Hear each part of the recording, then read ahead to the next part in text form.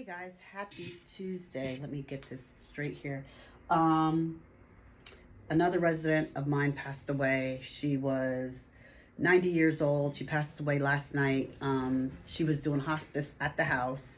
She was with me for 3 years at my one facility and a year at my other facility. So she was with me a total of 4 years. So she's been with me since she's 86. So she turned 90. So what I'm doing is I'm closing up her file again. So I have her cover sheet from when she moved in, her emergency data sheet, all her medical information, all her documentation is here. I have to close out or put a cover sheet, close out stating that when she passed away, the facility that she's at, yeah, so that's about it. So it's the facility that she's at, her name, the date that she expired, and just kind of bundle it all up. She was in hospice. We put her in hospice, I believe, last Monday, and she was just going downhill so fast. She started having seizures, I would say, the past 2 months, but she was having them like back to back to back.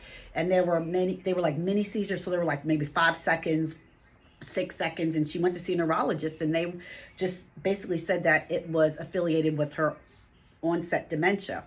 I don't know, but again, like I said, she was put into hospice on Monday at the house, and I could definitely see that she was going downhill fast. I saw her on Saturday. She looked like she was a little swelled up a little bit. Her hands are a little swollen.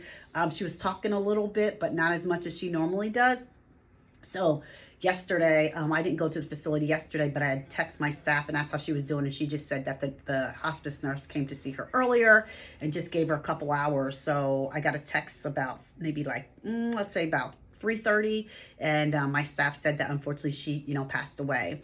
But one thing that's great about my staff is they handle it, So I asked my staff if she needed me. She said, absolutely not. She contacted hospice, she contacted the family members, and she contacted the funeral home. So hands down, I have the best staff.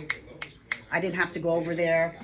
Sometimes I just like to remember the resident as I've seen them. And like I said, I saw her this weekend. I just didn't want to go over there. But if I had to, I would have, but I didn't have to. The family member who was her best friend and guardian, she did a great job of taking care of her. And she went to see her yesterday, when she was already deceased.